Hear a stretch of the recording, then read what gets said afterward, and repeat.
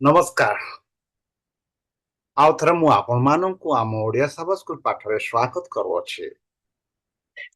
ମୁଁ ଆଶା କରୁଛି ଆମ ଏହି ଓଡ଼ିଆ ସଭା ସ୍କୁଲ ପାଠ ଆପଣମାନଙ୍କୁ ଆଧ୍ୟାତ୍ମିକ ରୂପେ, ଶାରୀରିକ ରୂପେ, ମାନସିକ ରୂପେ ସାହାଯ୍ୟ କରୁଅଛି ଓ ଆପଣଙ୍କ ସମ୍ପର୍କ ଓ ଖ୍ରୀଷ୍ଟଙ୍କ ସମ୍ପର୍କ ଏକ ଘନିଷ୍ଠ ରୂପେ ଗଠିତ ହେଉଅଛି।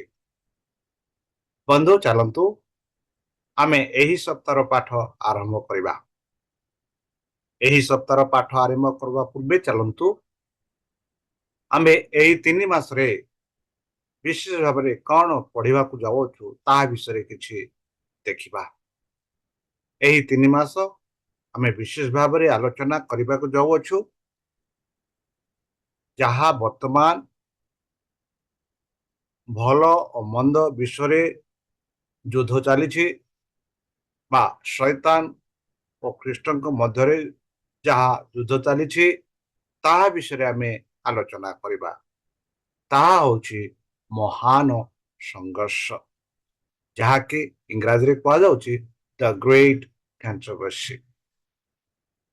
ଆଜିର ପାଠ ହେଉଛି କେନ୍ଦ୍ରୀୟ ପ୍ରସଙ୍ଗ ନା ପ୍ରେମ ନା ସ୍ୱାର୍ଥ। ତାହେଲେ ଚାଲନ୍ତୁ ଏହା ଗଭୀର ରୂପେ ଆଲୋଚନା କରିବା ପୂର୍ବେ ଆମେ ସଦାପ୍ରଭୁ ପରମେଶ୍ୱରଙ୍କ ଠାରେ ପ୍ରାର୍ଥନା କରିବା। ହେ ଆମ୍ଭମାନଙ୍କ ସର୍ବଶକ୍ତି ସର୍ବଜ୍ଞାନୀ ପ୍ରେମର ସାଗର, ଦୟାମୟ ଅନ୍ତର୍ଜମୀ ଅନୁଗ୍ରହ ପରମ ପିତା, ଧନ୍ୟବାଦ ଅର୍ପଣ କରୁଅଛୁ ବର୍ତ୍ତମାନ ଯେଉଁ ସମୟ ଆମମାନଙ୍କୁ ପ୍ରଦାନ କରିଅଛ ତୁମ ସେହି ସାବସ୍କୁଲ ପାଠ ପଢ଼ିବା ପାଇଁ, ଏହା ବୁଝିବା ପାଇଁ, ଏହା ଜାଣିବା ପାଇଁ, ଯେପରିକି ଆମ ସମ୍ପର୍କ ତମ ସହ ଏକ ଘନିଷ୍ଠ ହୋଇପାରିବ ସେଥିପାଇଁ ଆମମାନଙ୍କୁ ଆଶୀର୍ବାଦ କର। ଶତ୍ରୁ ଶୈତାନ ହସ୍ତରୁ ଆମମାନଙ୍କୁ ଦୂରେଇ ରଖ। ସେହି ପବିତ୍ର ଆତ୍ମା ଦ୍ୱାରା ଆମମାନଙ୍କୁ ପରିଚାଳନା କର। ପରିଶେଷ ଯେବେ ତୁମେ ତୁମ ସେହି ସହସ୍ର ଦୂତଙ୍କ ସହ ଆସିବେ ସେତେବେଳେ ଆମମାନଙ୍କୁ ଏକ ବାସସ୍ଥାନ ଦିଅ ବୋଲି ତ୍ରାଣକର୍ତ୍ତା ପ୍ରଭୁ ଯୀଶୁଙ୍କ ମଧୁରମୟ ନାମରେ ଏହି ଛୋଟ ଭିକ୍ଷା ମାଗୁଛି, ଶୁଣି ଗ୍ରହଣ କର। ଆମେନ୍। ବନ୍ଧୁ, ଏହି ସପ୍ତାହରେ ଆମେ ବିଶେଷ ଭାବରେ ଆଲୋଚନା କରିବାକୁ ଯାଉଅଛୁ ଯାହାକି କେନ୍ଦ୍ରୀୟ ପ୍ରସଙ୍ଗ ପ୍ରେମ ନା ସ୍ୱାର୍ଥ। ଯେପରି ଇଂରାଜୀରେ କୁହାଯାଉଛି ଦ ସେଣ୍ଟ୍ରାଲ ଇସ୍ୟୁ ଲଭ୍ ଅର୍ ସେଲ୍ଫିଶନେସ୍। ବନ୍ଧୁ, ତାହା ଜାଣିବା ପୂର୍ବେ ଚାଲନ୍ତୁ ଆମ ସ୍ୱର୍ଣ୍ଣ ପଦ ଦେଖିବା। ଆମ ସ୍ୱର୍ଣ୍ଣ ପଦ ନିଆଯାଇଅଛି ଯିଶାୟା ପୁସ୍ତକ 41:10। ସେଠି ଯିଶାୟା ଭବିଷ୍ୟତ ଭକ୍ତ ଏହିପରି ଲେଖୁଛନ୍ତି, ସେ କହନ୍ତି, ତୁମ୍ଭେ ଭୟ କର ନାହିଁ, କାରଣ ଆମ୍ଭେ ତୁମ୍ଭ ସଙ୍ଗରେ ଅଛୁ। ନିରାଶ ହୁଅ ନାହିଁ, କାରଣ ଆମ୍ଭେ ତୁମ୍ଭର ପରମେଶ୍ୱର। ଆମ୍ଭେ ତୁମକୁ ସବଳ କରିବା, ହଁ ଆମ୍ଭେ ତୁମର ସାହାଯ୍ୟ କରିବା। ହଁ ଆମ୍ଭେ ଆପଣା ଧର୍ମସ୍ୱରୂପ ଦକ୍ଷିଣ ହସ୍ତରେ ତୁମକୁ ଧରି ରଖିବା। ଏହା ହେଉଛି ସେହି ସଦାପ୍ରଭୁ ପରମେଶ୍ୱରଙ୍କର ଏକ ପ୍ରତିଜ୍ଞା ସମସ୍ତ ଖ୍ରୀଷ୍ଟିଆନ ଭାଇ ଭଉଣୀଙ୍କ ପାଇଁ। ଆଉ ଯେ କେହି ଖ୍ରୀଷ୍ଟଙ୍କ ଠାରେ ବିଶ୍ୱାସ କରନ୍ତି, ଖ୍ରୀଷ୍ଟଙ୍କ ନାମରେ ଚାଲନ୍ତି, ସେମାନଙ୍କୁ ଏହିପରି ପ୍ରତିଜ୍ଞା ପରମେଶ୍ୱର କରୁଛନ୍ତି କି ଭୟ କର ନାହିଁ। କାହିଁକି ଆମେ ଭୟ କରିବା ଉଚିତ ନାହିଁ? କାରଣ ସେ କହନ୍ତି ଆମ୍ଭେ ତୁମ ସଙ୍ଗରେ ଅଛୁ। ପରମେଶ୍ୱର ଆମ ସଙ୍ଗରେ ଅଛନ୍ତି। ସେ କହନ୍ତି କି ତୁମ୍ଭେ ନିରାଶ ହୁଅ ନାହିଁ। ଆମେ କାହିଁକି ନିରାଶ ହେବା ଉଚିତ? ଯେହେତୁ ପରମେଶ୍ୱର ଆମ ସହ ଅଛନ୍ତି ସେଥିଯୋଗୁଁ ଆମେ ନିରାଶ ହେବା କିଛି ଆବଶ୍ୟକ ନାହିଁ। ସେ କହନ୍ତି ଆମ୍ଭେ ତୁମର ପରମେଶ୍ୱର। ପରମେଶ୍ୱର ଆମ ତ୍ରାଣକର୍ତ୍ତା, ଆମର ଜୀବନଦାତା। ସେ କହନ୍ତି କି ଆମ୍ଭେ ତୁମର ପରମେଶ୍ୱର। ସେ ବି କହନ୍ତି ଆମ୍ଭେ ତୁମକୁ ସବଳ କରିବା, ହଁ ଆମ୍ଭେ ତୁମର ସାହାଯ୍ୟ କରିବା। ପରମେଶ୍ୱର ଆମର ସାହାଯ୍ୟ କରିବେ ବୋଲି ସେ ଆମମାନଙ୍କୁ ପ୍ରତିଜ୍ଞା କରୁଛନ୍ତି ଆଶ୍ୱାସନା ଦଉଛନ୍ତି। ସେ ବି କହନ୍ତି, ହଁ ଆମ୍ଭେ ଆପନା ଧର୍ମ ସ୍ୱରୂପ ଦକ୍ଷିଣ ହସ୍ତରେ ତୁମକୁ ଧରି ରଖିବା। ବନ୍ଧୁ, କେଡ଼େ ସୁନ୍ଦର ପ୍ରତିଜ୍ଞା ଆମେ ପାଉଅଛୁ। ପରମେଶ୍ୱର କହନ୍ତି ଯେ ଆମକୁ ପରମେଶ୍ୱର ଆପନା ଧର୍ମ ସ୍ୱରୂପ ଦକ୍ଷିଣ ହସ୍ତରେ ଧରି ରଖିବେ ବୋଲି କହନ୍ତି। ବନ୍ଧୁ, 70 ବର୍ଷରେ ଇସ୍ରାଏଲ ଏକ ରାଷ୍ଟ୍ର ଭାବରେ ଶେଷ ହୋଇଥିଲା। ବନ୍ଧୁ, ଯଦିଓ ରୋମ ଓ ଜେରୁସାଲାମ ଓ ମନ୍ଦିରକୁ ଧ୍ୱଂସ କରାଯାଇଥିଲା, ତଥାପି ସେହି ଯୁଦ୍ଧରେ ଅନ୍ୟ ଶକ୍ତିମାନ ସାମିଲ ଥିଲେ। ଗୋଟିଏ ପଟେ ଶୟତାନ ଇସ୍ରାଏଲକୁ ମସିହଙ୍କୁ ପ୍ରତ୍ୟାଖ୍ୟାନ କରିବାକୁ ଉତ୍ସାହିତ କଲେ ଏବଂ ତାପରେ ଦେଶକୁ ଧ୍ୱଂସ କରିବାକୁ ଅଧିକାର ଦାବି କଲେ ବୋଲି ଆମେ ଦେଖୁଅଛୁ। ଅପକ୍ଷରେ ଈଶ୍ୱର ତାଙ୍କୁ ପ୍ରତ୍ୟାଖ୍ୟାନ କରିବାର ପରିଣାମ ବିଷୟରେ ବାରମ୍ବାର ଚେତାବନୀ ଦେଇଥିଲେ। ବନ୍ଧୁ, ଦଣ୍ଡାଦେଶ କାର୍ଯ୍ୟକାରୀ କରିବାରେ ବିଳମ୍ବ ଏବଂ ଚର୍ଚ୍ଚ ନାମକ ଏକ ଲୋକମାନଙ୍କୁ ସତ୍ୟର ମସଲା ଉଠାଇ ପରମେଶ୍ୱରଙ୍କ ପ୍ରେମକୁ ବାର୍ତ୍ତା ଦେଇ ଦୁନିଆକୁ ଆଲୋକିତ କରିବାକୁ ପ୍ରସ୍ତୁତ କଲେ ବୋଲି ଆମେ ଦେଖୁଅଛୁ। ବନ୍ଧୁ, ବିଶେଷ ଭାବରେ ଏହି ସପ୍ତାହରେ ଆମେ ଆଲୋଚନା କରିବାକୁ ଯାଉଅଛୁ ଜେରୁସାଲାମର ବିନାଶରୁ ଶିକ୍ଷା ଆମେ କିପରି ପାଇବା। ଯେପରି ଜେରୁସାଲାମ ବିନାଶ ହୋଇଥିଲା, 70 ବର୍ଷ ଇସ୍ରାଏଲର ରାଷ୍ଟ୍ର ଭାବରେ ଶେଷ ହୋଇଥିଲା ବୋଲି ଆମେ ଦେଖୁଅଛୁ। ତାପରେ ଈଶ୍ୱରଙ୍କ ପ୍ରେମକୁ ପ୍ରତ୍ୟାଖ୍ୟାନ କରିବା ଆଉ ପରମେଶ୍ୱର ଯତ୍ନ ତାଙ୍କ ଲୋକମାନଙ୍କ ପାଇଁ, ପରମେଶ୍ୱରଙ୍କର ଯତ୍ନ ତାଙ୍କ ଲୋକମାନଙ୍କ ପାଇଁ। ତାପରେ ଆମେ ଦେଖିବା କି ପ୍ରଥମ ଖ୍ରୀଷ୍ଟିଆନ ମାନଙ୍କ ଠାରୁ ଶିକ୍ଷା, ସେଠି ଆମେ ବିଶେଷ ଭାବରେ ଦେଖିବା ଅନୁସନ୍ଧାନରେ ନିଷ୍ଠା, ଅସହାୟକୁ ସାହାଯ୍ୟ କରିବା ଆଉ ପ୍ରେମ ଆମର ପରିଚୟର ଚିହ୍ନ, ତାହା ବିଷୟରେ ଆମେ ଦେଖିବା। ତାହେଲେ ଚାଲନ୍ତୁ ପ୍ରଥମରେ ଦେଖିବା ଜେରୁସାଲାମର ବିନାଶରୁ ଶିକ୍ଷା। ଆମେ ଜେରୁସାଲାମର ବିନାଶରୁ କିପରି ଶିକ୍ଷା ପ୍ରାପ୍ତ କରିବା ତାହା ବିଷୟରେ ଆମେ ଦେଖିବା। ଯେପରିକି ମାଥ୍ୟୁ 23:37 ଲେଖାଯାଇଛି, ଯୀଶୁ ପ୍ରଭୁ ଏହିପରି କହିଲେ କି ଗୋ ଜେରୁସାଲମ, ଗୋ ଜେରୁସାଲମ, ଭାବବାଦୀ ମାନଙ୍କ ହତ୍ୟାକାରିଣୀ ଓ ଆପନା ନିକଟକୁ ପ୍ରେରିତ ମାନଙ୍କର ପ୍ରତ୍ୟାଘାତକାରିଣୀ, କୁଟୁକୁଟି ଯେପରି ପକ୍ଷ ତଳେ ଆପନା ଶାବକ ମାନଙ୍କୁ ଏକତ୍ର କରେ, ସେପରି ମୁଁ କେତେ ଥର ତୋର ସନ୍ତାନ ମାନଙ୍କୁ ଏକତ୍ର କରିବାକୁ ଇଚ୍ଛା କଲି, କିନ୍ତୁ ତୁମମାନେ ଇଚ୍ଛୁକ ହେଲ ନାହିଁ। ଏହିପରି ଯୀଶୁ ଖ୍ରୀଷ୍ଟ ସେହି ଜେରୁସାଲମକୁ କହୁଛନ୍ତି, ଯେପରିକି କୁକୁଟି ଯେପରି ପକ୍ଷ ତଳେ ଆପନା ଶାବକ ମାନଙ୍କୁ ଏକତ୍ର କରେ, ସେହି ସଦାପ୍ରଭୁ ପରମେଶ୍ୱର ଇସ୍ରାଏଲ ମାନଙ୍କୁ ଅନେକ ଥର, ବହୁତ ଥର ଏକତ୍ର କରିବା ପାଇଁ ଚେଷ୍ଟା କଲେ, ମାତ୍ର ସେମାନେ ଇଚ୍ଛୁକ ହେଲେ ନାହିଁ ବୋଲି ଆମେ ଦେଖୁଅଛୁ। ବନ୍ଧୁ, ଯେପରି ମାଥ୍ୟୁ 23:37 ଆମେ ଦେଖିଲୁ କି ଜେରୁସାଲମ ନିକଟରେ ପହଞ୍ଚିବା ପରେ ଯୀଶୁ କାନ୍ଦି ପକାଇଲେ ବୋଲି। ଏହିପରି ଲୁକ 19:41-44 ଦେଖୁଛୁ। ଯେବେ ଯୀଶୁ ପ୍ରଭୁ ଜେରୁସାଲମକୁ ପହଞ୍ଚିଲେ ଆଉ ପହଞ୍ଚିବା ପରେ ସେଇ ଜେରୁସାଲମକୁ ଦେଖି ଯୀଶୁ କାନ୍ଦି ପକାଇଲେ ବୋଲି ଆମେ ଦେଖୁଛୁ। ସେ ବି ଜାଣିଥିଲେ ଯେ ପରମେଶ୍ୱରଙ୍କ ସ୍ନେହପୂର୍ଣ୍ଣ ଆହ୍ୱାନକୁ ଜିଦ୍ଦି ପ୍ରତ୍ୟାଖ୍ୟାନ କରିବାର ଉଚିତ ପରିଣାମ ସେମାନେ ଭୋଗିବେ ବୋଲି ସେ ଜାଣିଥିଲେ। ଏଥିଯୋଗୁଁ ଯୀଶୁ ପ୍ରଭୁ ସେହି ଜେରୁସାଲମକୁ ଦେଖି କାନ୍ଦିଲେ ବୋଲି ଆମେ ଦେଖୁଅଛୁ।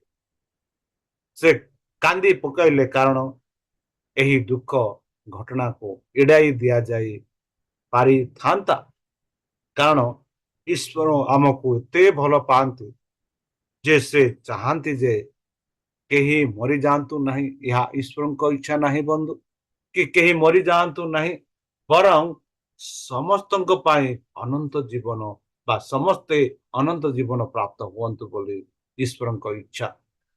ଈଶ୍ୱରଙ୍କ ଇଚ୍ଛା ଯେ ସମସ୍ତେ ସ୍ୱର୍ଗ ରାଜ୍ୟରେ ବାସ କରନ୍ତୁ।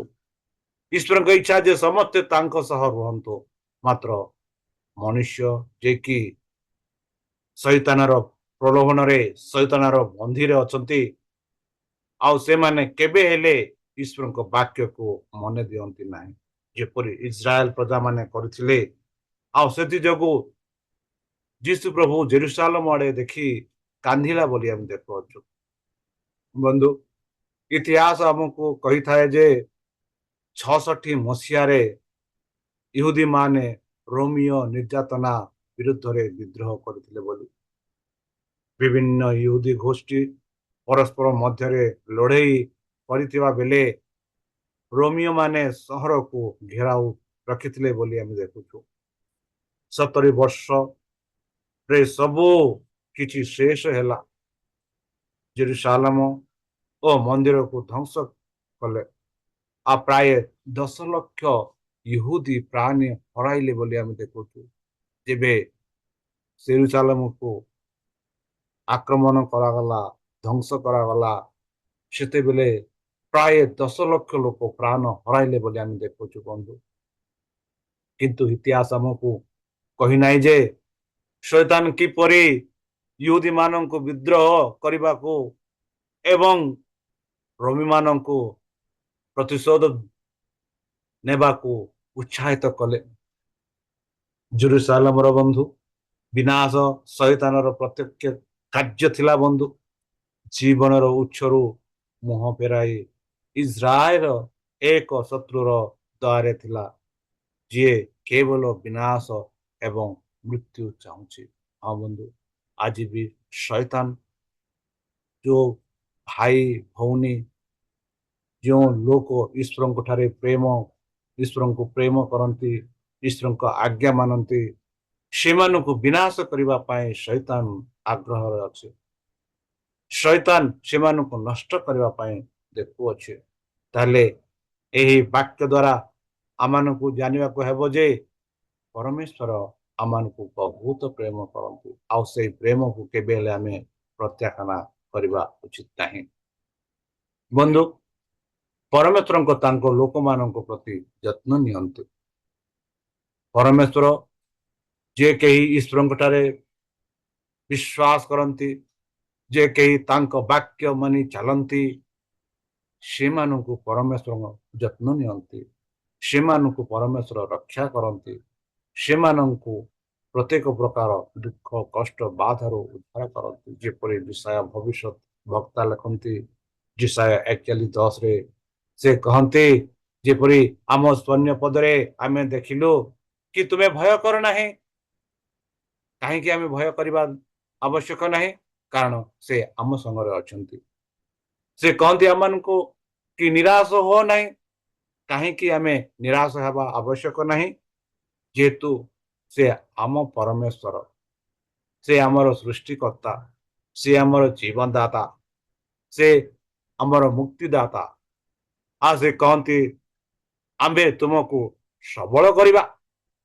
ହଁ, ଆମ୍ଭେ ତୁମର ସାହାଯ୍ୟ କରିବା। ପରମେଶ୍ୱର ଆମମାନଙ୍କୁ ସବଳ କରିବେ, ଆମମାନଙ୍କୁ ସାହାଯ୍ୟ କରିବେ। କାହିଁକି? ସେ ଆପନା ଅଧର୍ମ ସ୍ୱରୂପ ଦକ୍ଷିଣ ହସ୍ତରେ ଆମକୁ ଧରି ରଖିବେ ବୋଲି ଈଶ୍ୱର କହନ୍ତି। ଏହିପରି ଈଶ୍ୱର ପରମେଶ୍ୱର ଲୋକମାନଙ୍କ ପ୍ରତି ଯତ୍ନ ନିଅନ୍ତି। ପରମେଶ୍ୱର ତାଙ୍କ ବିଶ୍ୱାସୀ ମାନଙ୍କୁ ରକ୍ଷା କରନ୍ତି। ବନ୍ଧୁ, ତାଙ୍କ ପ୍ରେମରେ ବିନାଶରୁ ବର୍ତ୍ତିବାକୁ ଚାହୁଁଥିବା ସମସ୍ତଙ୍କୁ ଈଶ୍ୱର ସୁଯୋଗ ଦେଲେ। ଯୀଶୁ ଏକ ସଂକେତ ଦେଲେ କି ଜେରୁସାଲେମ ସୈନ୍ୟମାନଙ୍କ ଦ୍ୱାରା ଘେରି ରହିଛି ବୋଲି। ଏହିପରି ଲୁକ 21:20 ଆମେ ପାଉଛୁ। ଗାୟସ୍ ସେଷ୍ଟିୟସ୍ ଗାଲସ୍ 66 ବର୍ଷରେ ସେହି ଚିହ୍ନ ପୂରଣ କରିଥିଲେ ବୋଲି ଆମେ ଦେଖାଉଛୁ। ଘେରାଉ ଉଚ୍ଛେଦ କରାଯାଇଥିଲା ଏବଂ ଜିଲୋଟ ନେତା ଏଲିଆଜର ବେନ୍ ସିମୋନ ରୋମୀମାନଙ୍କୁ ଅନୁସରଣ କଲେ ଏବଂ ସେମାନଙ୍କୁ ପରାସ୍ତ କଲେ ବୋଲି ଆମେ ଦେଖୁଛୁ। ବନ୍ଧୁ, ଯୀଶୁଙ୍କ କଥାରେ ବିଶ୍ୱାସ କରୁଥିବା ସମସ୍ତେ ସେହି ମହତ୍ତର ଫାଇଦା ଉଠାଇଲେ। ଯେତେବେଳେ ଜେରୁସାଲେମର ପଲାଇବା ପାଇଁ ଅସୁରକ୍ଷିତ ରହିଥିଲା ବନ୍ଧୁ, କିଛି ମାସ ପରେ ବିଦ୍ରୋହକୁ ଦମନ କରିବା ପାଇଁ ନୀର ପେସିଆନଙ୍କୁ ପଠାଇଲେ। 66 ଟୁ 70 ବର୍ଷ ପର୍ଯ୍ୟନ୍ତ ଘେରାଉ ସାଇଥିଲା ବୋଲି ଆମେ ଦେଖୁଅଛୁ ବନ୍ଧୁ। ଈଶ୍ୱର ଅତ୍ୟନ୍ତ କଠିନ ସମୟରେ ମଧ୍ୟ ନିଜ ଲୋକମାନଙ୍କର ସୁରକ୍ଷା, ନିଜ ଲୋକମାନଙ୍କର ଯତ୍ନ, ନିଜ ଲୋକଙ୍କ ସହ ରହିଲେ ବୋଲି ଆମେ ଦେଖୁଅଛୁ। ଏହିପରି ଗୀତ ସଂହିତା 46:1 ବିଷୟ ପୁସ୍ତକ 41:10 ଆମେ ପାଉଛୁ। ତେବେ ଏଥିପାଇଁ ଅନେକ ଲୋକ ପ୍ରାଣ ହରାଇଛନ୍ତି ଈଶ୍ୱରଙ୍କ ପ୍ରତି ବିଶ୍ୱସ୍ତରେ ବୋଲି ଇବ୍ରୁ ତାର ହେବ୍ରି 11:35 ପାଉଛୁ। ବନ୍ଧୁ, କେତେକଙ୍କୁ କାହିଁ ସୁରକ୍ଷିତ ରଖାଯାଇଛି ଓ ଆଉ କିଏ ଈଶ୍ୱରଙ୍କ ଦ୍ୱାରା ପରିତ୍ୟକ୍ତ କେବେଲେ ଆପଣ ମାନେ ମନରେ ଭାବିଛନ୍ତି କି ବନ୍ଧୁ?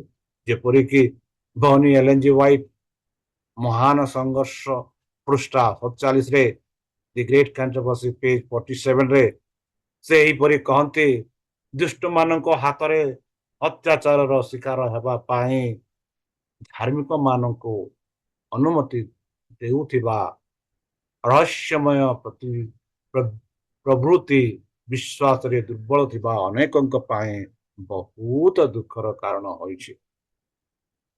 କେହି କେହି ଈଶ୍ୱରଙ୍କ ଉପରେ ସେମାନଙ୍କର ବିଶ୍ୱାସ ଛାଡ଼ିବାକୁ ମଧ୍ୟ ପ୍ରସ୍ତୁତ ହୁଅନ୍ତି, କାରଣ ସେ ସମୃଦ୍ଧ ହେବା ପାଇଁ ମନୁଷ୍ୟମାନଙ୍କର ମୂଳଦୁଆ ହେଉଛନ୍ତି।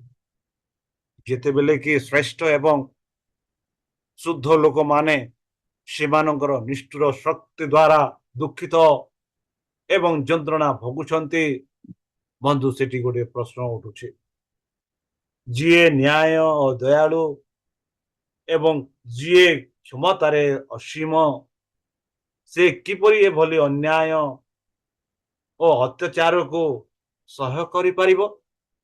ଏହା ଏପରି ଏକ ପ୍ରଶ୍ନ ଯାହା ସହିତ ଆମର କିଛି କରିବାର ନାହିଁ। ପରମେଶ୍ୱର ଆମକୁ ତାଙ୍କ ପ୍ରେମର ଯଥେଷ୍ଟ ପ୍ରମାଣ ଦେଇଛନ୍ତି ଏବଂ ଆମେମାନେ ତାଙ୍କର ଭଲ ପାଇବାର ଉପରେ ସନ୍ଦେହ କେବେ ହେଲେ କରିବା, କାରଣ ଆମେ ତାଙ୍କ ପ୍ରଭୁଙ୍କ କାର୍ଯ୍ୟକୁ ବୁଝିପାରିବା ନାହିଁ ଯଦି ଆମେ ସନ୍ଦେହ କରିବା।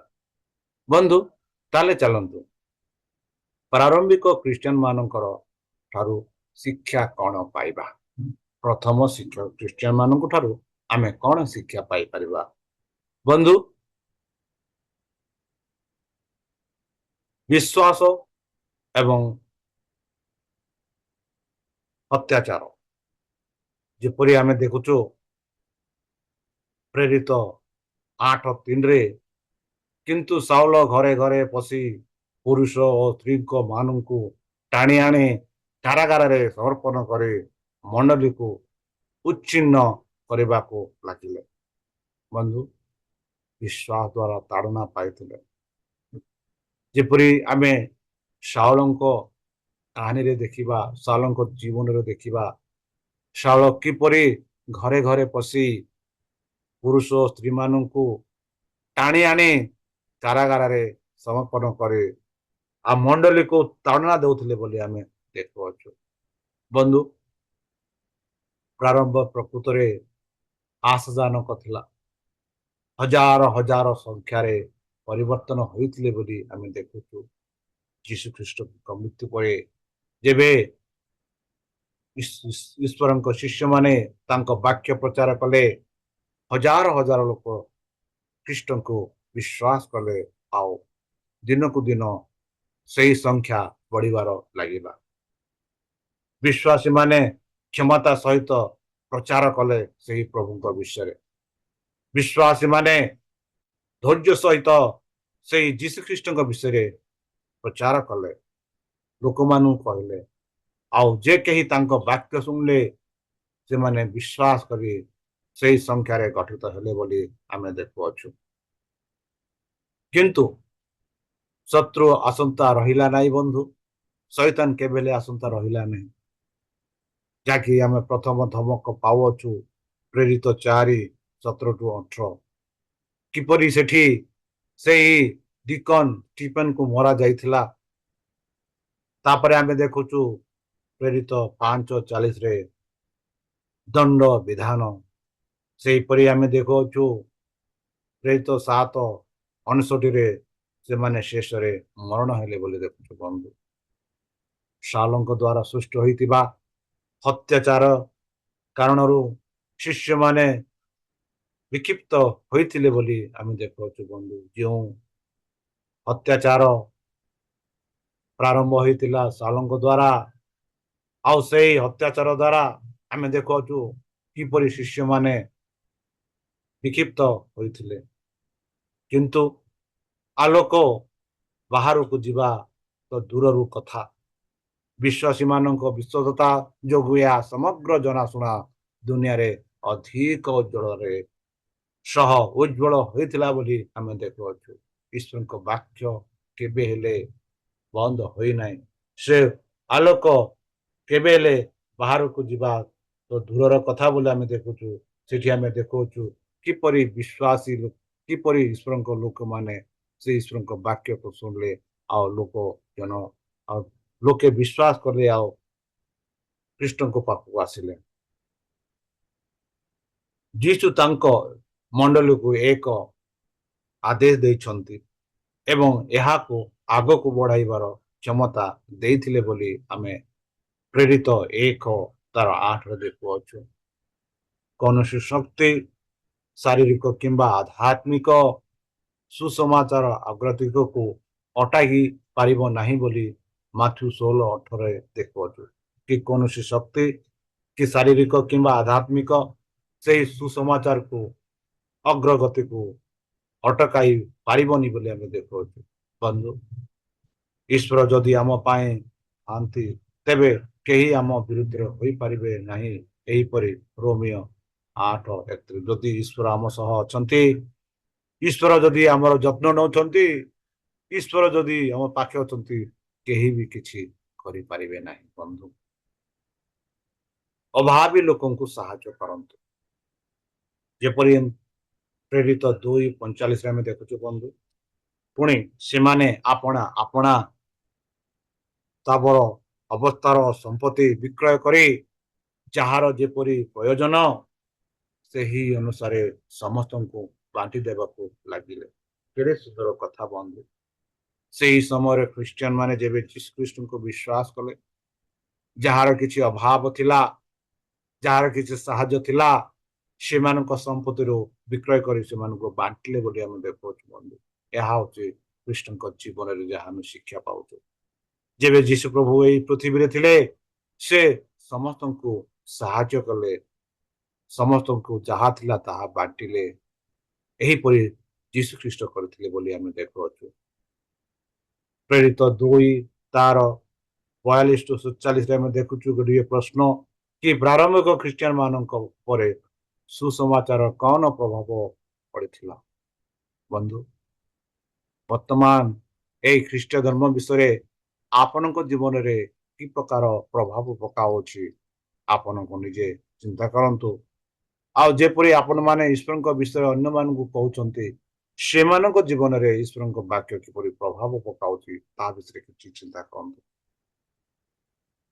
ଆମେ ଦେଖୁଛୁ ସେମାନେ ଈଶ୍ୱରଙ୍କ ସିଦ୍ଧାନ୍ତକୁ ବିଶ୍ୱାସ କଲେ। ଯାହା ଯାହା ଯେଉଁ ଯେଉଁ ସିଦ୍ଧାନ୍ତ ଈଶ୍ୱର ସେମାନଙ୍କୁ ଦେଇଥିଲେ, সেই ସିଦ୍ଧାନ୍ତ ଉପରେ ସେମାନେ ବିଶ୍ୱାସ କଲେ।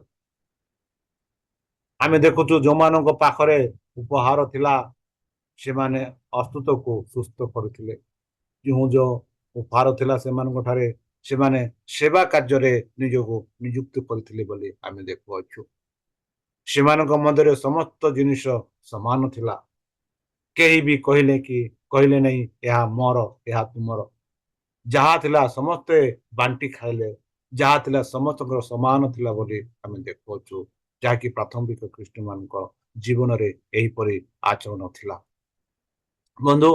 ସେମାନଙ୍କ ପାଖରେ ଯାହା ଥିଲା ତାହା ସେମାନେ ଅଭାବୀ ଲୋକଙ୍କ ସହ ବାଣ୍ଟିଥିଲେ ବୋଲି ଆମେ ଦେଖୁଅଛୁ।